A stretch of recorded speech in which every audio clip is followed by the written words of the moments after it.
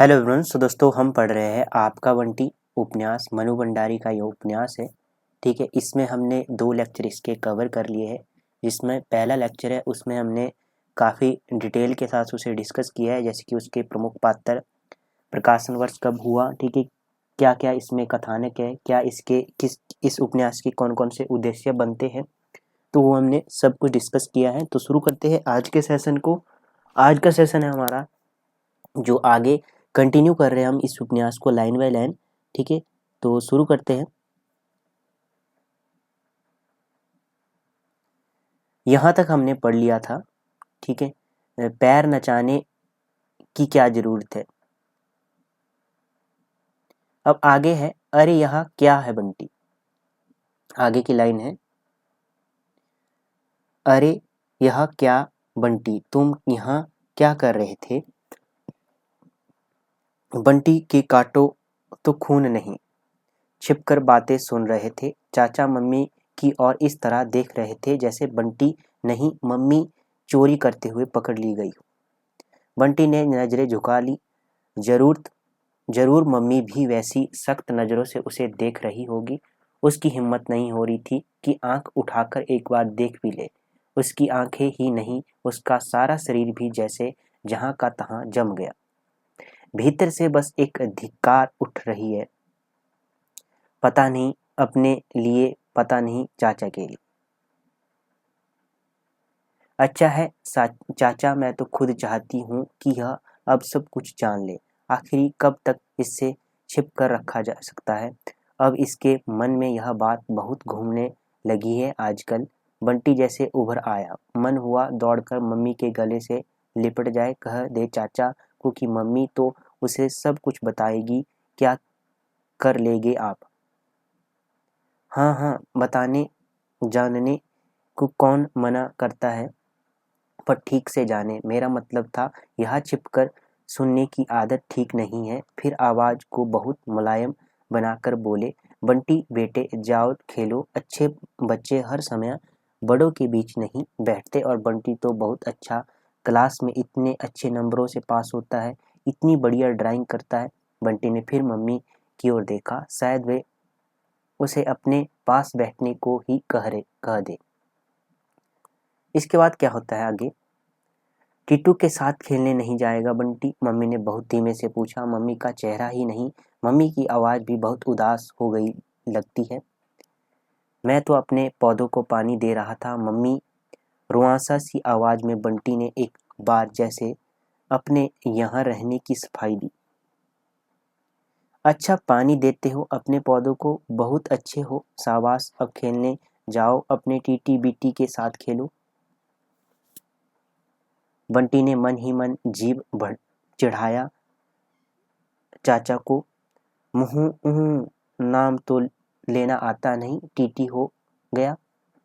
और फिर वहां से तीर की तरह भाग गया, कुछ इस भाव और फुर्ती के साथ मानो उसे वहां बैठने किया कि उन दोनों के बीच की बातचीत सुनने जानने की कोई इच्छा नहीं है। यह तो बस यूं ही बैठ गया था, रखे अपनी बात अपने पास। दौड़ते हुए ही चाचा के अंतिम वाक्य को याद किया, जब धुरी गड़बड़ा जाती है तो जिंदगी लड़खड़ा जाती है। ये काफी महत्वपूर्ण पंक्ति है, ये आपके एग्जाम में पूछी जा चुकी है। जरूर इस धुरी में ही कोई बात है, तभी तो उसे भगा दिया। धुरी का मतलब क्या होता है, जिससे पूछे, किससे पूछे, टीटू से ही पूछेगा। टीटू सचमुच बहुत सारी ऐसी बातें जानता है जो वह नहीं जानता। उसके अम्मा पापा उसके सामने ही तो सारी ऐसी बातें करते हैं, इसलिए सब जानता भी है। धुरी भी जरूर जानता होगा। टिट्टू गुलेल में कंकड़ लगाकर पेड़ पर बने घोंसले का निशाना साध रहा था। क्या कर रहा है, पापा ने कहा।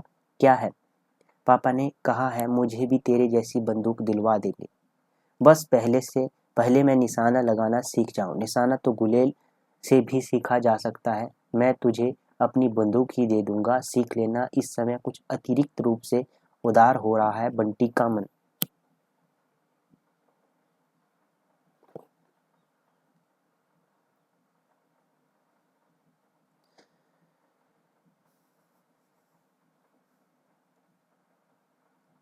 दे देगा, चल तो ले आए। टीटू ने गुलेल में फंसे कंकड़ को लापरवाही के साथ तड़ाक से जमीन पर ही उछाल दिया।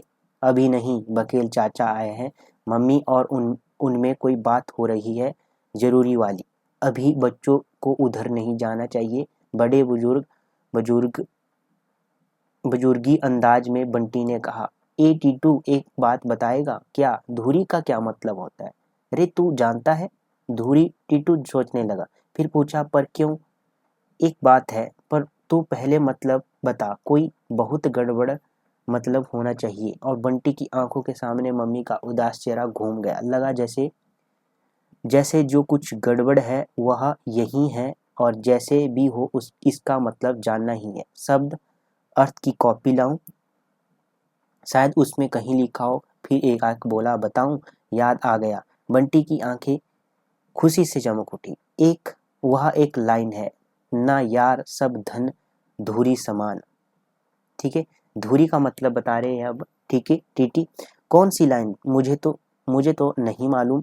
तुझे कैसे मालूम होगा? तू जब चौथी में आएगा तब तो पढ़ेगा। ठीक है, तो मतलब क्या हुआ? बंटी जैसे कहीं से खिन हो आए। धूरी यानी धूल मिट्टी समझा। धूरी क्या मतलब पहला क्या लिया इन्होंने? धूल मिट्टी समझा। एक बार पढ़ी हुई बात मैं कभी नहीं भूलता हूँ। पर टीटू के इस आत्म संतोष से बंटी का मन हल्का नहीं हुआ। मन ही मन दोहराया, जब एक बार धुल गड़बड़ा जाती है तो धत, यह नहीं कुछ और होना चाहिए। बात क्या है तू बता ना। बंटी ने एक बार इधर उधर देखा, फिर जरा पास सरक कर बोला, जब एक बार धुरी गड़बड़ा जाती है तो जिंदगी ही लड़खड़ा जाती है। और फिर कुछ इस भाव से देखने लगा मानो कह रहा हो, समझ लो इतनी बड़ी बात क्या है? बता सकते हो इसका अर्थ? यह क्या हुआ? धत, पागल है तू तो? नहीं, पागल नहीं हूँ। बहुत बड़ी बात होती है यह, इतनी बड़ी कि मैं और तू समझ ही नहीं सकते। मम्मी पापा लोगों की बात होती है, शायद उनकी लड़ाई की बात। और रात में जब सोया तो बार बार मन हो रहा था कि मम्मी से इस बात का अर्थ पूछूं। चाचा क्या बात कर गए? जब सब पूछे, मम्मी ने तो खुद बताने को कहा था, पर कुर्सी के पीछे छिप करके बैठने की हरकत से वह कहीं भीतर ही भीतर इतना सहमा हुआ था कि पूछने का साहस ही नहीं हुआ। सब कुछ जानने का यह कौतूहल उसके अपराध को और सख्त ही करेगा। नहीं, उसे कुछ भी नहीं जानना। पर बिना कुछ पूछे और जाने भी उसे बराबर लग रहा है कि कोई एक बहुत बड़ी गड़बड़ी है जो उसके चारों ओर है, जो मम्मी के चारों ओर है। उस गड़बड़ी की बात बताने के लिए ही चाचा कलकत्ते से यहाँ आए हैं। मम्मी इतनी उदास है, पर अब किससे पूछे? उसके पास भी जादू का लैंप होता तो घिसकर जिन को बुलाता और सब कुछ पूछ लेता। कैसे मिल सकता है जादू का लैंप? और फिर धीरे धीरे से कहानियों का जादुई माहौल उसकी पलकों पर उतरने लगा और वह सो गया। शकुन के लिए समय जैसे एक लंबे अरसे से ठहर गया था। यूं घड़ी की सुई तो बराबर ही चलती थी। रोज सवेरे पीछे से आंगन से घुसकर धूप सारे घर को चमकाती दमकाती दोपहर को लॉन में फैल परस कर बैठ जाती थी, और शाम को बड़ी अलसाई सी धीरे धीरे सरकती हुई पीछे की पहाड़ियों में छिप जाती। एक दूसरे को ठेलते हुए मौसम भी आते ही रहे, फिर भी शकुन को लगता था कि समय जैसे ठहर कर जम गया है, और जमे हुए समय की यह चट्टान ना कहीं से पिघलती थी ना टूटती थी, बस टूटती रही। तो शकुन धीरे धीरे तिल तिल। यूं तो पिछले 2-3 सालों से ही ठहराव का यह एहसास बराबर ही होता रहा, पर इधर 1 साल से तो यह एहसास तीखा होते होते जैसे एहसास सा हो गया था।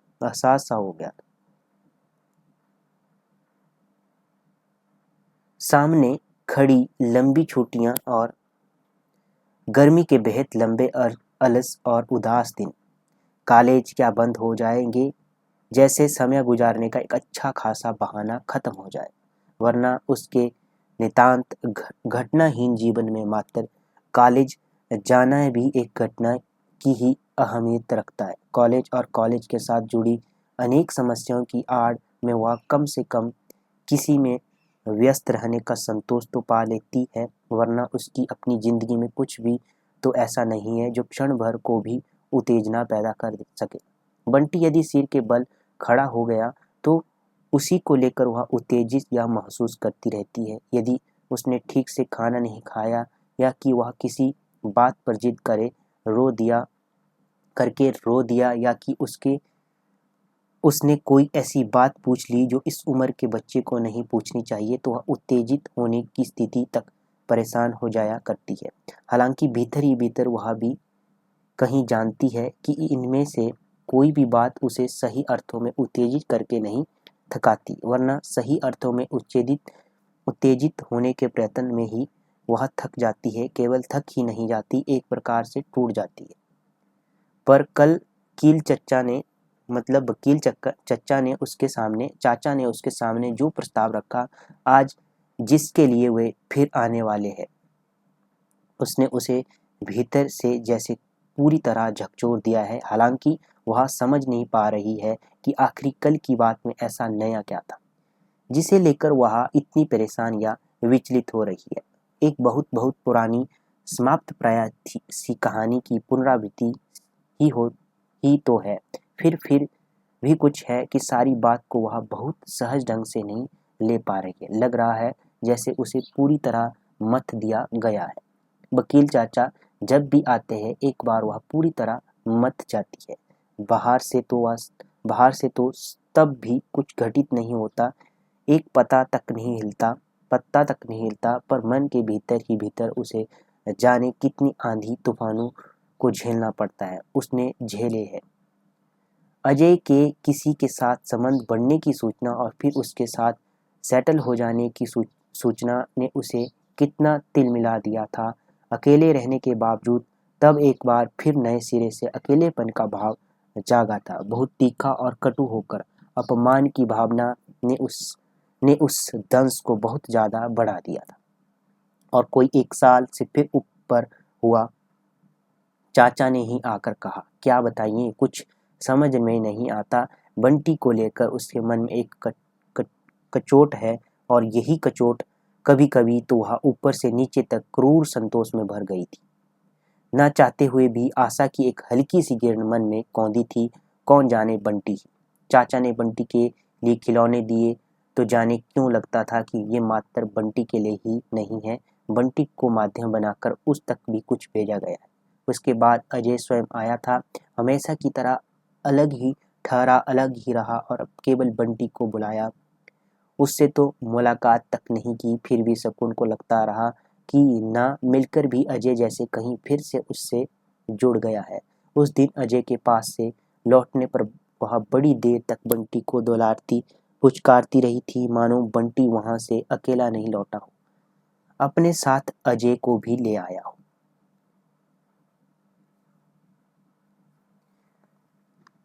एक मिनट वेट कीजिए।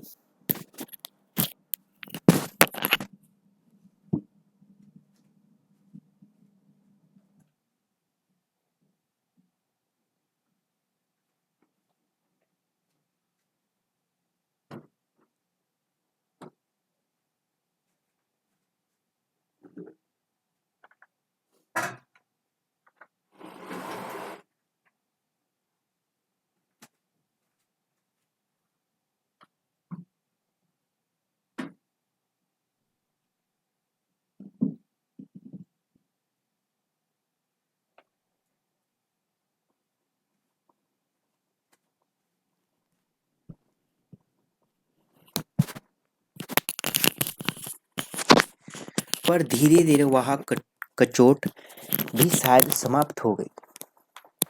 कम से कम यह तो स्पष्ट हो गया कि उसे लेकर कुछ भी आशा करना एकदम व्यर्थ है। और उसके बाद से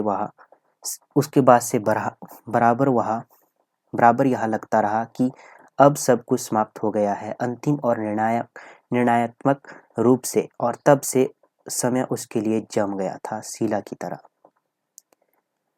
चाचा ने कल बात शुरू करने से पहले कहा था। क्या कहा चाचा ने? ये पंक्ति मोस्ट है। अब तो कोई उम्मीद नहीं है। तो उसे यही लगा था कि उम्मीद तो उसे न अब है न पहले कभी थी। फिर किस बात की उम्मीद है? फिर से साथ रहने की कोई चाहना उसके मन में नहीं थी। उसने कई बार अपने और अजय के संबंधों के रेसे रेसे उधेड़े हैं, सारी स्थिति में बहुत लिप्त होकर भी और सारी स्थिति में बहुत तटस्थ होकर भी, पर निष्कर्ष हमेशा एक ही निकला है, दोनों ने एक दूसरे को कभी प्यार किया ही नहीं। शुरू के दिनों में ही एक गलत निर्णय ले डालने का एहसास दोनों के मन में बहुत साफ होकर उभर आया था, जिस पर हर दिन और हर घटना ने केवल सान ही चढ़ाई थी।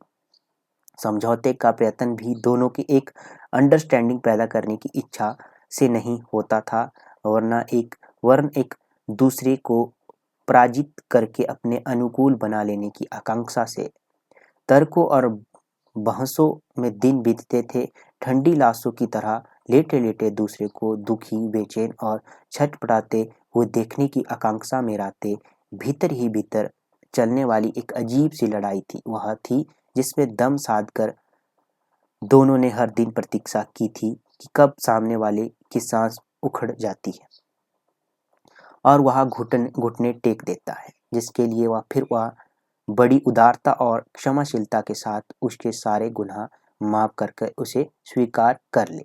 देखो, ये जो परिस्थिति है ये वर्तमान समाज में भी देखने को मिल रही है, क्योंकि आए दिन आप न्यूज पेपर में या न्यूज चैनल में सुनते रहते हैं कि मतलब दंपतियों में आपसी मनमुटाव के कारण उनका रिश्ता बिगड़ जाता है और धीरे धीरे वो तलाक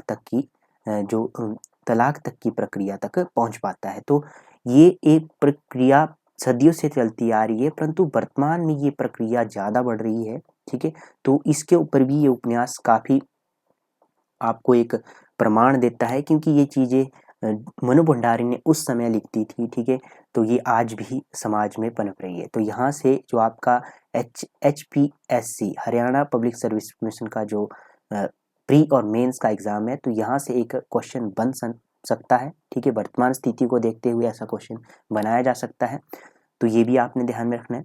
ठीक है, उसके परिणाम इसके संपूर्ण व्यक्तित्व को निरे एक शून्य में बदलकर और इस स्थिति को लाने के लिए सभी तरह के दांव पेच खेले गए थे। कभी कोमलता के, कभी कठोरता के, कभी सब कुछ लुटा देने वाली उदारता के, तो कभी सब कुछ समेट लेने वाली कृपणता के।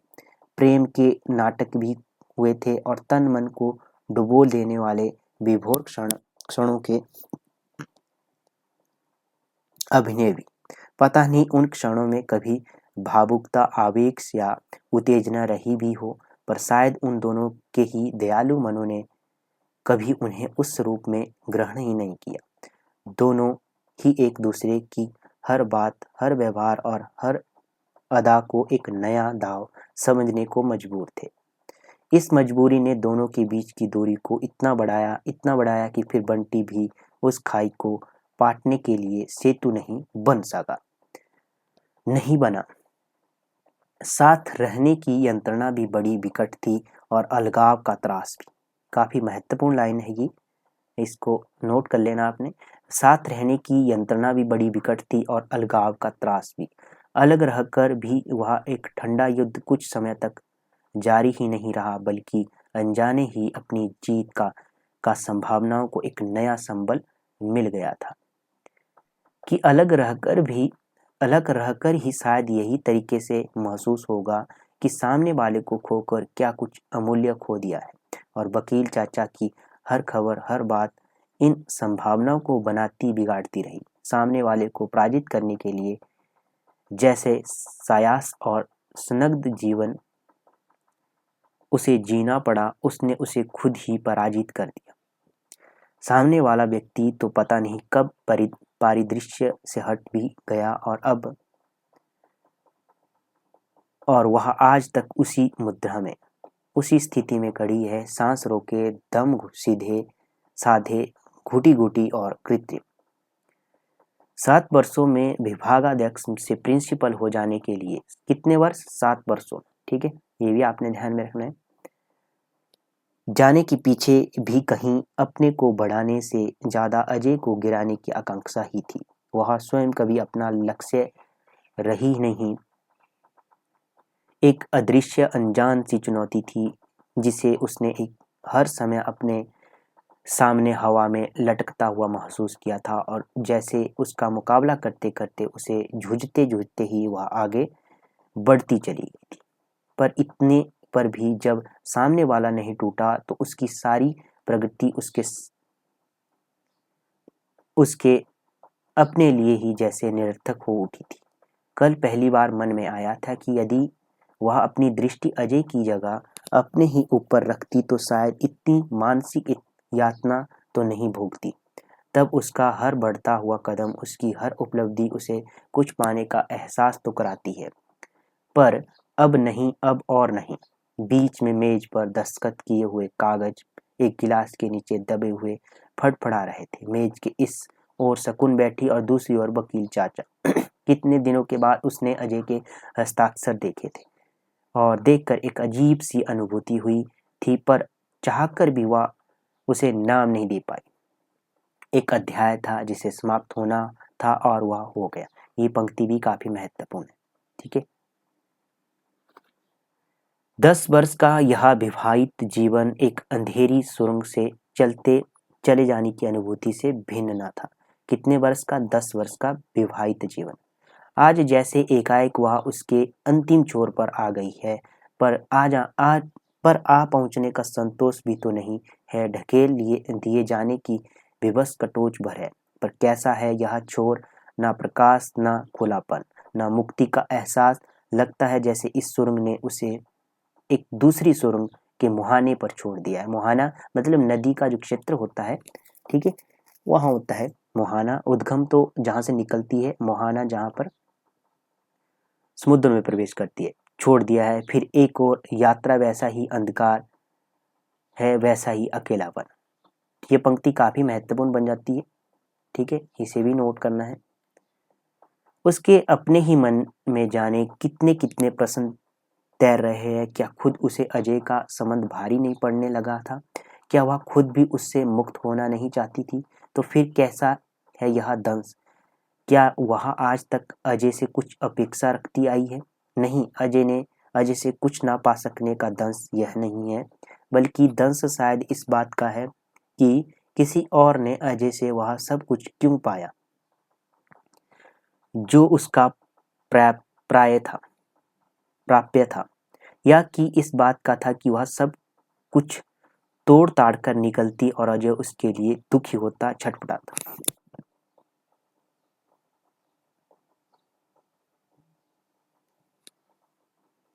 साथ नहीं रख सकते इसलिए साथ नहीं रह रहे।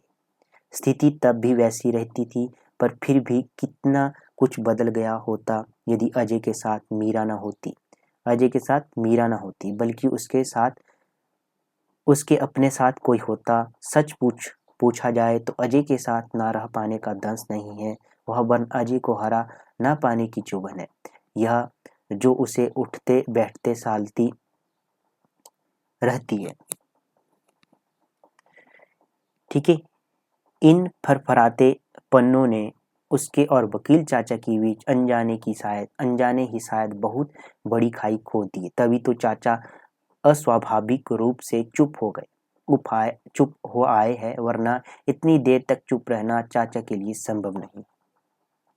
दोनों के बीच जबरदस्ती घिर आई इस मौन ने सारी स्थिति को जैसे कहीं और अधिक जटिल बना दिया। शकुन ने कागजों को उठाया और तह करके चाचा की ओर बढ़ाते हुए बोली, इन्हें रख लीजिए, आप इतने चुपचाप क्यों हो गए? अपने स्वर की सहजता से वह स्वयं चौंकी। कहीं यह भाव भी जगा कि ऐसी स्थिति में भी बहुत सहज स्वाभाविक बने रहने की क्षमता उसमें है। चाचा ने इतनी गहरी सांस ली मानो बहुत देर से वे सांस रोके हुए ही बैठे। आखिर यह काम भी मेरे ही हाथों होना है था। लोग जोड़ते हैं, मैं तोड़ने वाला बना। पता नहीं तुम भी यह क्या सोच रही होगी। स्वर की व्यथा शकुन को ऊपर से नीचे तक सहला गई। कोई बहुत ही मीठी सी बात कहकर चाचा को आश्वस्त करने का मन हुआ। आए तो था कि आज तुमसे बहुत बातें करूंगा। आया तो था कि आज तुमसे बहुत बातें करूंगा, तुम्हें समझाऊंगा, पर क्या बताऊं, शकुन कुछ कहते ही नहीं बन रहा है। उनका स्वर एकदम भर्राया हुआ था। सीधे सच्चे मन से निकली हुई चाचा की इन बातों में उसे कहीं भी बनावटीपन या कृत्रिमता की बू नहीं आ रही थी। आप क्यों क्यों इतना गिल्ट फील कर रहे हैं? इसमें नया कुछ नहीं है, नहीं हुआ, जो था उसे ही तो कानूनी रूप दिया जा रहा है। और कहने के साथ ही उसे लगा काश काश वह अपने मन को भी ऐसी ही समझा पाती। मतलब कि ये जो पंक्ति है काफ़ी महत्वपूर्ण है। यहाँ से क्वेश्चन पूछा जा सकता है।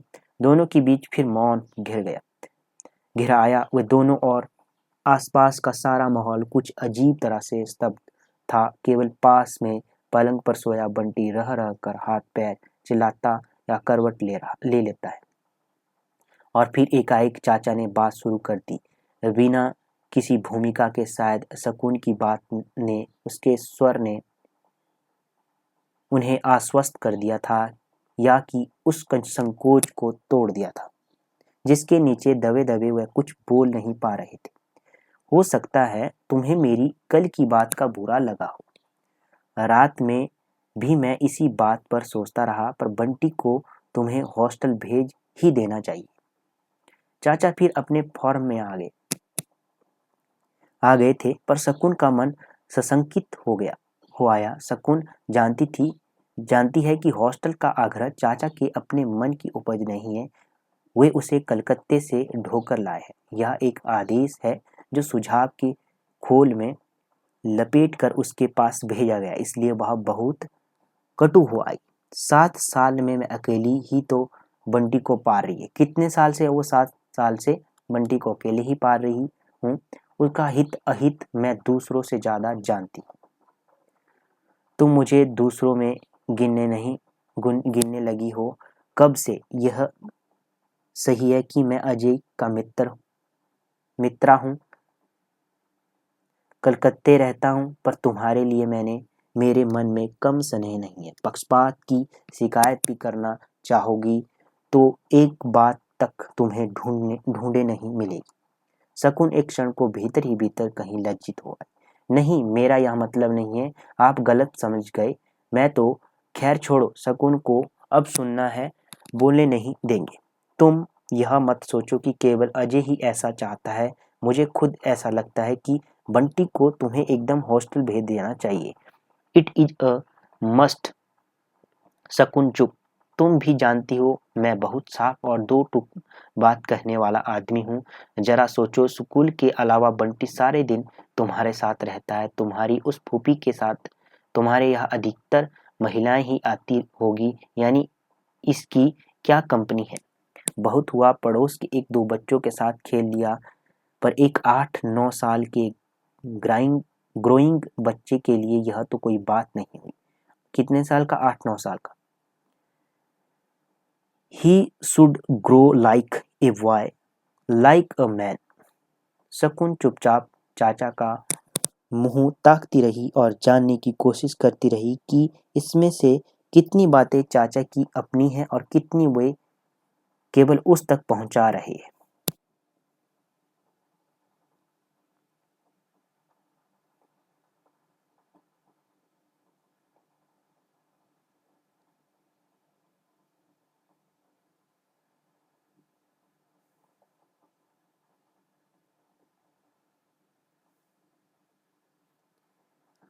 पर एकाएक अजय बंटी को हॉस्टल भेजने को तो इतने उत्सुक हो गए हैं।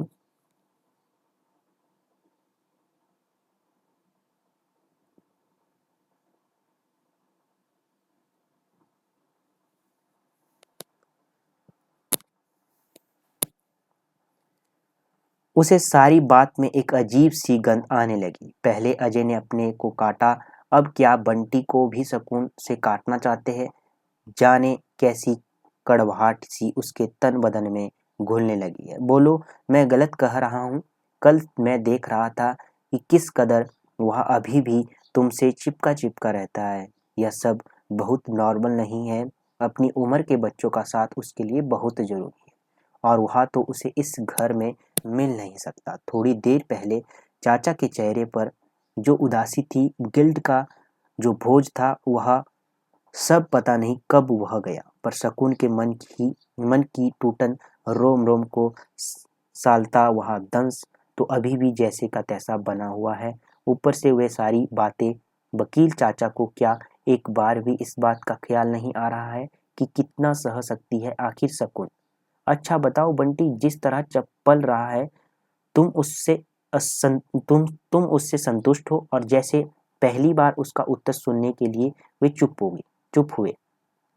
मैं जितना भी संभव हो सकता है उसके लिए करती हूँ। कॉलेज के बाद का सारा समय एक तरह से उसी पर देती हूँ और कह ही क्या सकती हूँ। ये शकुन के शब्द हैं, ठीक है। अब हो बात तुम्हारे करने की तो नहीं है, इससे इसको इनकार है कि तुम बहुत करती हो, बल्कि जितना नहीं करना चाहिए उतना करती हो। पर उसे तुम हम उम्र बच्चों की कंपनी तो नहीं दे सकती ना हो ना। और उन्होंने नजरें शकुन के चेहरे पर गड़ा दी। एक बार शकुन का मन हुआ कि वह एक शब्द भी नहीं बोले, ढीठ बनकर सब सुनती चली जाए। देखे कहाँ तक बोलते हैं, क्यों सुने वह अब इन लोगों की बातें, क्यों माने इन लोगों के जो सुझाव।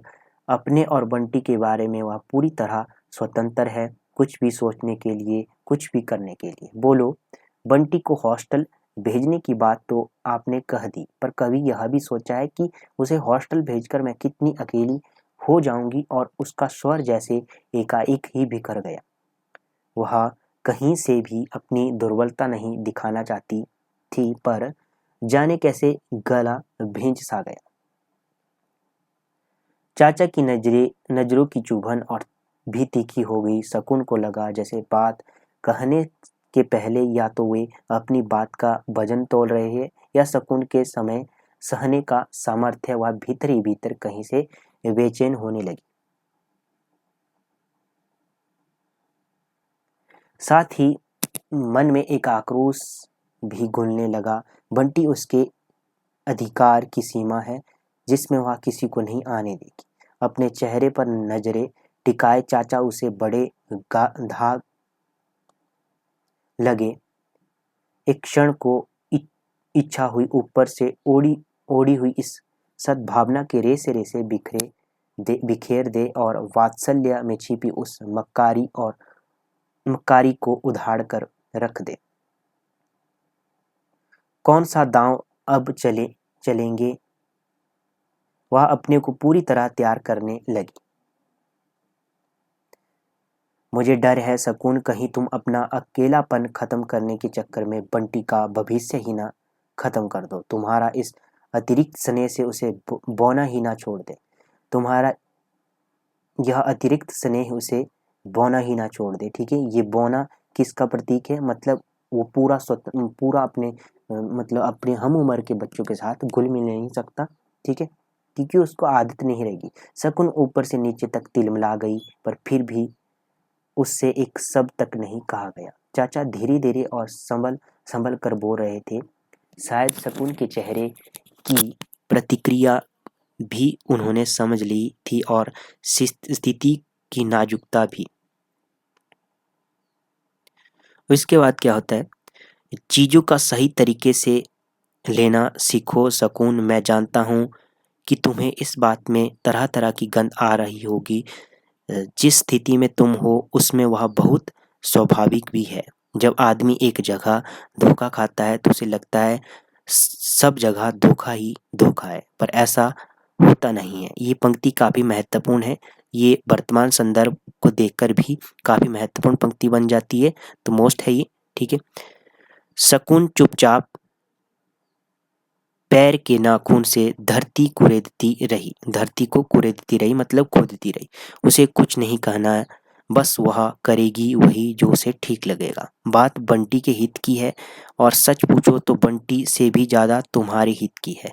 तुम मानोगी नहीं और कहना भी बड़ा अजीब लगता है, पर मेरे सामने इस समय तुम्हारी बात ही सबसे प्रमुख है। ये किसके? चाचा के शब्द है। शकुन चौंकी। अब यह कोई नया दाव है क्या? अंधेरे में चाचा का चेहरा बहुत साफ नहीं दिखाई दे रहा, पर स्वर में कहीं भी किसी तरह के दांव पेंच की गंध नहीं थी। क्या भरोसा वकील चाचा आदमी ठहरे। जरा आज से 8-9 साल बाद की बात सोचो, जब बंटी की अपनी जिंदगी होगी, अपने स्वतंत्र संबंध होंगे, अपनी इच्छाएं और अपनी आकांक्षाएं होगी, तब तुम्हारा कितना अस्तित्व होगा उसकी जिंदगी में। चाचा एक क्षण को रुके, मानो बात को धीरे धीरे कहकर उसके एक एक पहलू के महत्व को समझा देना चाहते हो। और इस स्थिति को दो ही परिणतियां हो सकती है या होगी। या तो तुम उसके स्वतंत्र अस्तित्व को समाप्त करके उस पर हावी होने की कोशिश करोगी, या फिर अपने को बहुत ही उपेक्षित और अपमानित महसूस करोगी। यहाँ से कथन वाला क्वेश्चन बन सकता है। ठीक है, काफ़ी महत्वपूर्ण पॉइंट है ये। दो परिणतियाँ क्या थी पूछा जा सकता है। ठीक है, तो ये दोनों आपने ध्यान में रखनी है। उस समय तुम्हें यही लगेगा कि जिसके पीछे तुमने अपनी सारी जिंदगी बर्बाद की, वह अब तुम्हें ही भूलकर अपनी जिंदगी जीने की बात सोच रहा है। उस समय तुम्हें बुरा लगेगा। आज अजय को लेकर तुम्हारे मन में जो कटुता है, हो सकता है वही फिर बंटी को लेकर हो, और आज से 10 गुना ज़्यादा हो, मतलब 10 गुना ज़्यादा उसमें दर्द हो। शकुन को लगा जैसे कोई पूरे होश हवास में उसे आरी से चीर रहा है। एक बहुत ही कटु और विभत्स सच्चाई है जिसे उसके पूरे नंगेपन में चाचा उसके सामने रखना चाहते हैं। पर क्यों? क्या वह यह सब नहीं जानती, या कि उसने इस सब पर नहीं सोचा है? दिनों हफ्तों महीनों सोचा है, रात रात भर जाग कर सोचा है, पर यह सोचना उसे कहीं उबारता नहीं, केवल डुबोता है, गहरे में और गहरे में। एक क्षण को कहीं बहुत गहरे में डूबी हुई सी शकुन को चाचा की आवाज़ बड़ी अस्वाभाविक सी लगी। वह एकटक चाचा के चेहरे को देखकर भी जैसे कुछ नहीं देख रही थी। जो होना था सो तो हो ही गया, चलो अच्छा ही हुआ। सारी जिंदगी उस तनाव में काटने की अपेक्षा तो उससे मुक्त होना लाख गुना अच्छा है। ये भी पंक्ति काफ़ी महत्वपूर्ण है। यह कानूनी कार्रवाई हो जाएगी सो भी अच्छा ही रहेगा। यह संबंध ही ऐसा है कि लाख लड़ भिड़ लो, अलग रहने लगे, पर कहीं ना कहीं आशा का एक तंतु जुड़ा ही रह जाता है। ये पंक्ति भी काफ़ी महत्वपूर्ण है। ये भी किसी एग्जाम में पूछी जा चुकी है। वह आशा चाहे जिंदगी भर पूरी ना होती भी नहीं है, फिर भी मन है कि इधर उधर नहीं जाता, बस उसी में अटका रह जाता है। शकुन का मन हुआ कि साफ कह दे कि उसके मन में आशा को कोई भी तंतु बंतु नहीं है, पर इतना बड़ा झूठ उससे नहीं बोला गया। सो भी वकील चाचा के सामने उम्र और अनुभव ने शान चढ़ाकर जिनकी नज़रों को बहुत पैना बना दिया है, पर मैं चाहता हूँ कि अब तुम अपने बारे में सोचना शुरू करो, बिल्कुल नए ढंग से, एकदम व्यवहारिक स्तर पर। शकुन की आंखों में एक बड़ा असहाय सा भाव उतर आया। क्या रखा है सोचने के लिए अब उसके पास? तुम सोच रही होगी कि पहले इन कागजों पर दस्तखत करवाए, फिर बंटी को अलग करने की बात शुरू कर दी। कितना क्रूर हूं मैं। क्यों, यही सोच रही थी ना? नहीं तो मैंने तो ऐसा कुछ नहीं सोचा। झूठ बोलते समय उनका अपना स्वर शायद बहुत कांप रहा था। कम से कम उसे ऐसा ही लगा। सोचा भी तो मैं बुरा नहीं मानूंगा, पर मैं तुम्हें तकलीफ देने के लिए बंटी को अलग नहीं करना चाहता। बिना बंटी को अलग किए भी तुम सोच सको तो अच्छा है, पर इतना जरूर कहूँगा कि तुम केवल बंटी की माँ ही नहीं हो, इसलिए केवल बंटी की माँ की तरह ही मत जियो, शकुन की तरह भी जियो। चाचा का अभिप्राय वह समझ भी रही थी और नहीं भी समझ रही थी। ठीक है, जो कुछ भी हुआ वह बहुत दुखद नहीं है, पर वह अंतिम भी नहीं है। कम से कम तुम जैसी औरत के लिए वह अंतिम नहीं हो सकता, नहीं होना चाहिए। ये भी पंक्ति महत्वपूर्ण है, ठीक है। और एकाएक ही शकुन को वह याद आ गई जब इसी तरह आमने सामने बैठकर चाचा उसे समझा रहे थे, दो जने साथ रहते हैं तो एडजस्ट तो करना ही पड़ता है। शकुन अपने को कुछ तो मारना ही पड़ता है। और जब उनके सारे हथियार चूक गए तो बड़े हताश स्वर में बोले, यदि ऐसा ही है तो फिर अच्छा है तुम लोग अलग हो जाओ। संबंध को निभाने की खातिर अपने को ख़त्म कर देने से अच्छा है कि संबंध को ख़त्म कर दो। ये भी पंक्ति काफ़ी महत्वपूर्ण है, ठीक है। ये भी वर्तमान वर्तमान जो आपका समाज है उसमें ये परिस्थितियाँ देखने को मिल रही है, ठीक है। क्योंकि दोनों दंपत्ति में कोई भी एडजस्ट नहीं करता, एक बंदे को एडजस्ट करना ही पड़ता है, ठीक है। या तो वो लड़का कर ले या लड़की कर ले, ठीक है। तो अगर दोनों ही अपनी बातों पर अड़े रहेंगे तो वहाँ पर लड़ाइयाँ ही लड़ाइयाँ होगी। तो ये वर्तमान समाज में भी ऐसी परिस्थिति देखने को मिल रही है।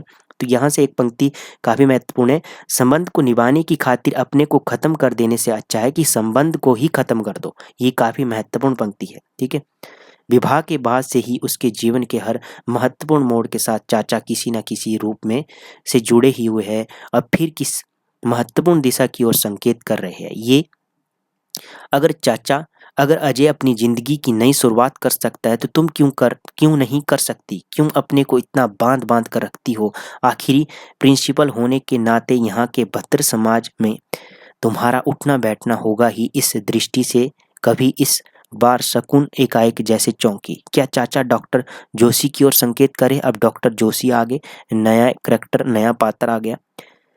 पर नहीं, इस बात को पूरी तरह उभरने के पहले खुद उसके मन ही मन में दबा दिया गया। उसे चाचा जान ही कैसे सकते हैं, फिर भी वह हल्के से सावधान हो गई। तुम्हें क्या नहीं है, बुद्धिमान हो, पढ़ी लिखी हो, प्रिंसिपल हो, सारे शहर में तुम्हारा मान सम्मान है। फिर एक क्षण को ठहर कर हल्के से विनोद के साथ बोले, विनोद मतलब शांति और भरे स्वर से, परिस्थितियों ने चाहे तुम्हें जितना तोड़ा हो, समय तो तुमने अपने ऊपर हाथ नहीं रखने दिया।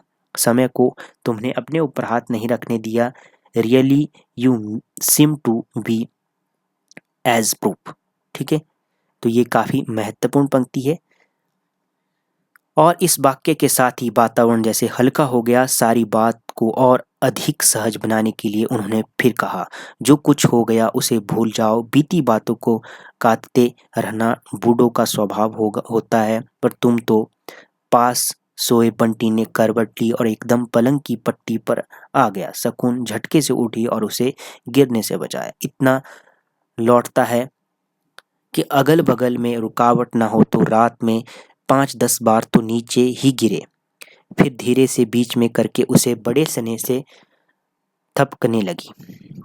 चाचा ने मेज पर से टोपी उठाकर सिर पर रखी और उठने की मुद्रा में बोले, अरे अब छोड़ो ये रुकावटें लगाना, गिरता है तो गिरने दो, कुछ नहीं होता। इस तरह गिरने से गिर कर ही बच्चे बड़े होते बनते हैं और वे उठ खड़े हुए। इस सिलसिले में मुझे एक अमेरिकन की बात याद आती है। किसकी अमेरिकन की बात याद आती है?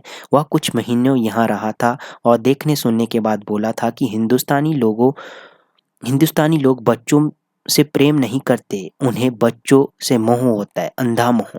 सच कहता हूँ, तब मुझे बड़ा ताव सा आ गया था उस पर बाद में सोचा वह ठीक ही कहता था। एक आम हिंदुस्तानी की बच्चे ही सही ढंग से परवरिश करना जानता नहीं है। प्यार और देखभाल के नाम पर माँ बाप ही अपने को इतना थोपे रहते हैं कि बच्चे पर कि कभी वह पूरी तरह पनप नहीं पाता। और अपनी छड़ी उठाकर वे एकदम खड़े हो गए हैं। उनसे दुगनी उनकी छाया लॉन में लेट गई। यह क्या आप एकदम ही चल गए? और नहीं तो क्या, 10:30 तो बज गए हैं। वैसे भी आज सवेरे का निकला हूँ, कल तो चले जाएंगे ना। बस कल कूच। अगला चक्कर कब लगेगा अब आपका? साथ साथ चलते ही सुकन ने पूछा। अपना आना अपने मुवक्किलों के हाथ है। जब भी किसी की तारीख पड़ जाए। आगे बढ़कर शकुन ने फाटक खोला। चाचा घूम कर खड़े हो गए। देखो शकुन, मेरी बातों पर जरा गंभीरता से सोचना। जो कुछ मैंने कहा वह महज तसल्ली देने के लिए नहीं, बल्कि आई मीन इट।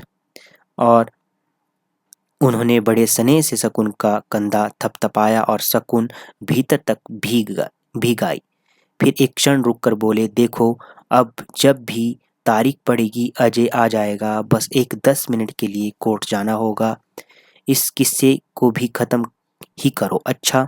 और वे घूम पड़े। अंधेरे में तेज तेज कदमों से चलता हुआ उसका आकार छोटे से छोटा होता चला गया और फिर मोड़ पर जाकर अदृश्य हो गया। पर शकुन जहाँ की तहाँ खड़ी रही। चाचा की उपस्थिति के स्वर की आत्मीयता और लाजवाब तर्कों के जादू ने उसके मन की सारी शंकाओं और संदेह को दूर कर दिया था। मंत्रविद सी उसने चाचा की एक एक बात पर विश्वास कर लिया था और उसे चाचा की सारी बातों में अपना हित ही नजर आया था। पर चाचा के अंतिम वाक्य ने जैसे एक झटके से सारा जादू तोड़ दिया था। कुछ नहीं, वे केवल उससे हस्ताक्षर करवाने आए थे। कहीं वह अड़ ही जाती तो अजय के लिए एक संकट पैदा हो जाता था। मीरा इज एक्सपेंटिंग चाचा के लिए शब्द उभरे। तो इसलिए यह सारा जाल रचा गया था। यह बात तो अजय भी लिख सकता था, पर शायद इसलिए चाचा को भेजा गया कि कोई रास्ता बाकी न रह जाए। शकुन के बच निकलने के लिए तारीख भी जल्दी ही डलवानी है, बच्चा होने से पहले। सारा रास्ता साफ कर ही लेना है। पर वह फिर चली गई। वह फिर बेवकूफ बनी गई। उसका रोम रोम जैसे सुलगने लगा। वे बंटी को हॉस्टल भेजना चाहते हैं, शायद उसे भी धीरे धीरे कब्जे में कर लेना चाहते हैं, पर वह बंटी को कभी भी हॉस्टल नहीं भेजेगी। वह जानती है अजय बंटी को बहुत प्यार करता है, पर अब से वह बंटी को मिलने भी नहीं देगी।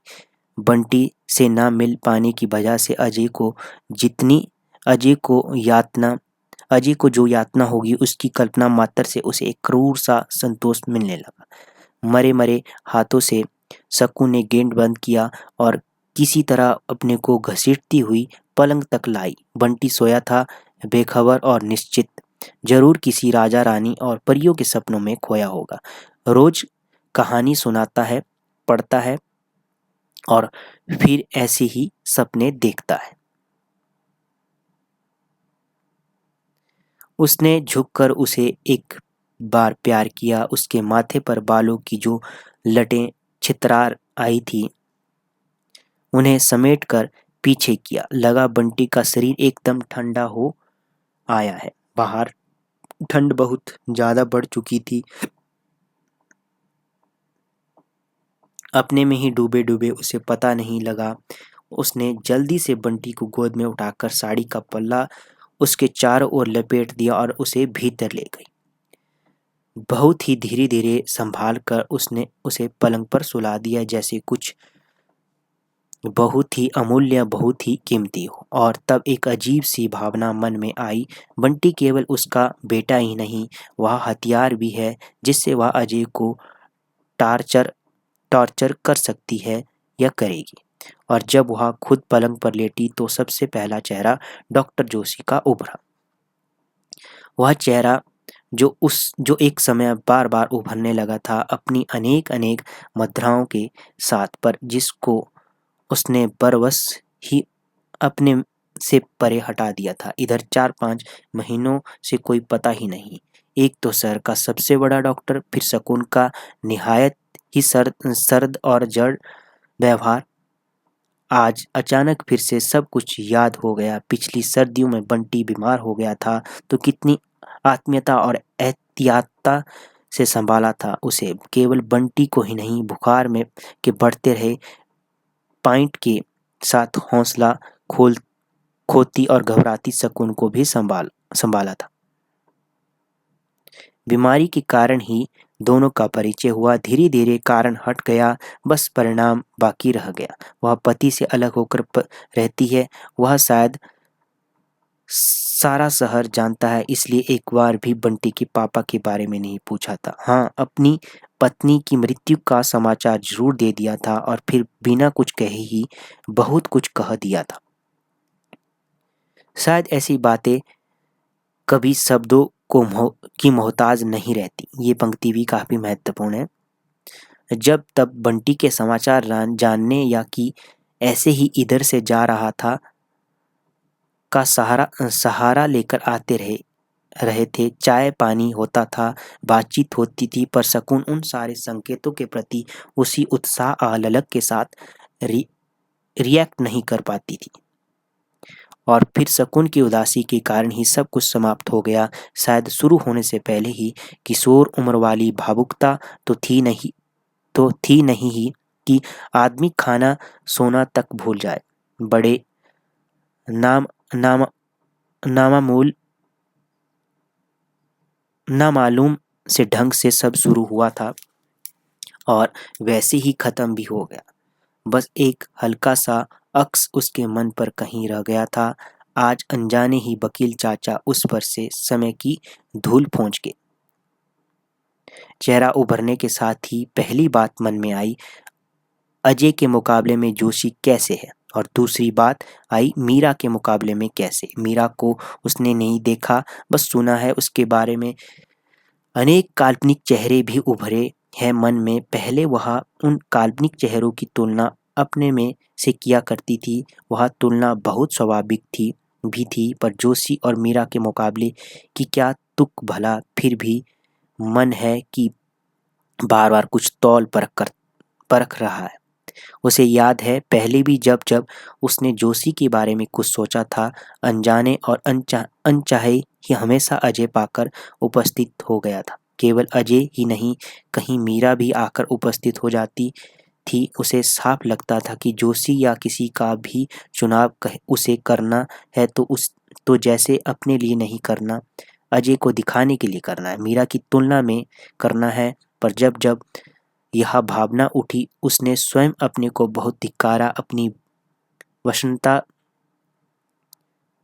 वसन्ना भावनाओं की भी कहीं क्यों नहीं वह अपने लिए जीती, अपने को लक्ष्य बनाकर जी पाती है। पर आज फिर अजय आकर खड़ा हो गया, अनदेखी मीरा आकर खड़ी होगी। उसने अभी भी हस्ताक्षर करके दिए थे। कम से कम अब तो वह इन सब से मुक्त हो जाए। उसे मुक्त होना ही है, एक नई जिंदगी की शुरुआत करनी ही है।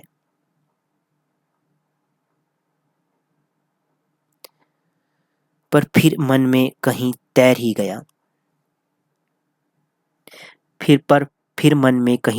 गया, अजय को उसे दिखा ही देना है कि वह अगर एक नई जिंदगी की शुरुआत कर सकता है तो वह भी कर सकती है। नहीं, उसे किसी को कुछ नहीं दिखाना है।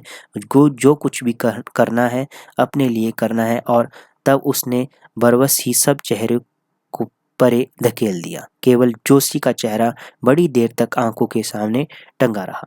आज पापा आने वाले हैं। 10 बजे बंटी को सर्किट हाउस पहुंच जाने को लिखा है। मम्मी है कि पता नहीं कैसा मुंह लिए घूम रही है, न हंसती है न बोलती है, बस गुमसुम।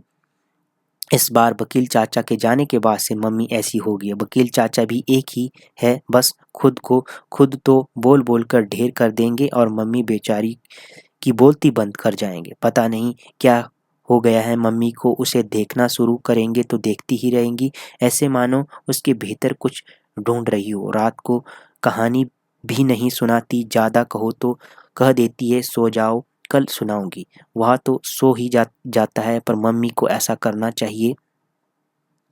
उस दिन रात में पता नहीं कब बंटी की नींद खुल गई। देखो दूर पेड़ के नीचे कोई खड़ा है। डर के मारे उससे तो चीखा तक नहीं गया था, बस सांस जैसे घुट कर रह गई थी। और वो मम्मी निकली। उसके बाद कितनी देर तक मम्मी उसे थपथपती रही, दिलासा देती रही, पर भीतर दहशत जैसे जमकर बैठ गई थी। आधी रात को ऐसे कहीं घूमा जाता होगा। चाचा जो कह गए थे गड़बड़ होने की बात, वह बिल्कुल ठीक है, ज़रूर कुछ गड़बड़ हुआ है। मम्मी पहले तो ऐसी नहीं थी, पर वह क्या कर मम्मी जब चुप हो जाती तो उसका मन बिल्कुल नहीं लगता। परसों ही तो पापा की चिट्ठी आई थी। लिफाफे पर मम्मी का नाम लिखा था। पिछली बार तो लिफाफे पर भी उसका नाम था। अंदर भी 2 कागज निकले, एक मम्मी खुद पढ़ने लगी, दूसरा उसे पकड़ा दिया। तो क्या मम्मी के पास भी पापा की चिट्ठी आई है? मम्मी पापा क्या दोस्ती करने वाले हैं? उसने अपनी चिट्ठी पढ़ ली और फिर मम्मी की ओर ध्यान से देखने लगा। मम्मी क्या खुश नज़र आ रही है? कहीं कुछ नहीं, बस वैसे ही चुप बैठी है, मानो पापा की कोई चिट्ठी ही नहीं आई हो। एक बार उसकी चिट्ठी पढ़ने तक के लिए नहीं मांगी। पिछली बार तो केवल उसी के पास चिट्ठी आई थी और उसे पढ़कर ही मम्मी कितनी प्रसन्न हुई थी। पापा के पास भेजने से पहले उसे अपनी बाहों में भरकर इतना प्यार किया था कि मानो वह कहीं भागा जा रहा। और जब वह लौटकर आया तो मम्मी उसे सवाल पर सवाल पूछे जा रही थी। और क्या कहा कि मारे परेशान कर दिया था। मम्मी से छिपकर उसने मम्मी वाला पत्र पढ़कर देखा।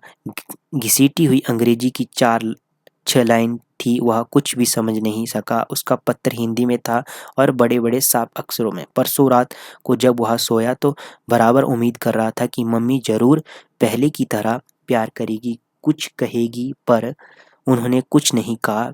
सिर्फ पूछा, तू जाएगा पापा के पास? यह भी कोई पूछने की बात थी भला? पापा आ रहे हैं और वह जाएगा नहीं। उसके बाद मम्मी बोली नहीं। इस समय मम्मी उदास बिल्कुल नहीं है। मम्मी की उदासी वह खूब पहचानता है। बिना आंसू के भी आंखें कैसी भीगी भीगी हो जाती है। अच्छा है बैठी रहे ऐसी ही। वह तब पापा के पास जाकर खूब झूमेगा, चीज़ें खरीदेगा। हाँ नहीं तो वह जल्दी तैयार हो रहा है और मन ही मन कहीं उन चीज़ों की लिस्ट तैयार रही है जो उसे मांगनी है। कैरम बोर्ड जरूर लेगा, एक व्यू मास्टर भी। दूध दलिया खा लो। फूफी अलग ही अपना मुंह फुलाए घूम रही है। पिछली बार भी पापा आए थे तो ऐसे ही भन्ना रही थी, जैसे इसकी भी पापा से लड़ाई हो। मैं नहीं खाता दूध दलिया, बस रोज सड़ा सा दूध दलिया बनाकर रख देती है। बंटी क्या बात है, कैसी सख्त आवाज में बोल रही है मम्मी? बंटी भीतर ही भीतर सहम गया, धीरे से बोला, हमें अच्छा नहीं लगता दूध दलिया। क्यों? दूध दलिया तो बहुत खूब पसंद है, एक दिन भी ना बने तो शोर मचा देता है। आज ही क्या बात हो गई? पसंद है तो रोज रोज वही खाओ, एक ही चीज बस। मैं नहीं खाता, देख रही हूँ जैसे जैसे तू बड़ा होता जा रहा है वैसे जिद्दी और ढीठ होता जा रहा है। अच्छा है, भद उड़वा सबके बीच मेरी। भद मतलब बेइज्जती करवा। कैसे बोल रही है मम्मी, इसमें भद उड़वाने की क्या बात हो गई है? वह नहीं खाएगा दूध दलिया, बिना नाश्ता किए ही चला जाएगा। वह मेज से उठ गया तो मम्मी ने एक बार फिर भी नहीं कहा कि कुछ और बना दो। ना कहे उसका क्या जाता है। हीरालाल को कल ही कह दिया है कि ठीक 9 बजे आ जाना। हीरालाल 9:30 बज रहे हैं पर उसका पता नहीं। बंटी बेचैनी से इधर उधर झूम रहा है। थोड़ी थोड़ी देर में घड़ी देख लेता है। मम्मी किताब लेकर ऐसे बैठ गई है जैसे समय का उन्हें कुछ होश ही नहीं हो। वह बताए कि 9:30 बज गए, पर क्या फायदा, कह देगी अभी आता होगा। वह सब समझता है, अब उतना बुद्धू नहीं है। मम्मी की को शायद अच्छा नहीं लग रहा है कि बंटी पापा को पास जा रहा है। बंटी पापा को पास जा रहा है, पर क्यों नहीं लग रहा है? उसकी तो पापा से लड़ाई नहीं है, पर ऐसा होता है शायद।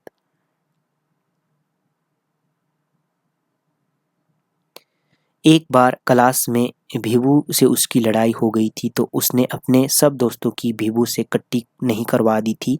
शायद मम्मी भी चाहती है कि वह भी पापा से कट्टी कर ले, तो मम्मी उसे कहती है, अच्छा मान लो मम्मी उससे कहती तो वह कट्टी कर लेता और उसके मन में ना जाने कितनी चीज़ें तैर गई, carrom board, view master, mechano, globe. ठीक है, ये जो खिलौनों के नाम है, ये आपने ध्यान में रखने हैं, पूछे जा सकते हैं। तभी हीरालाल की छोटी लड़की आई, बापू को ताप चढ़ा है, वे नहीं आ सकेंगे।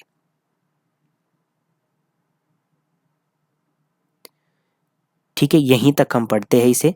बाकी इसका जो नेक्स्ट पार्ट है वो नेक्स्ट सेशन में कवर करेंगे। तो धन्यवाद दोस्तों, मिलते हैं नेक्स्ट सेशन में। तब तक के लिए जय हिंद, जय भारत।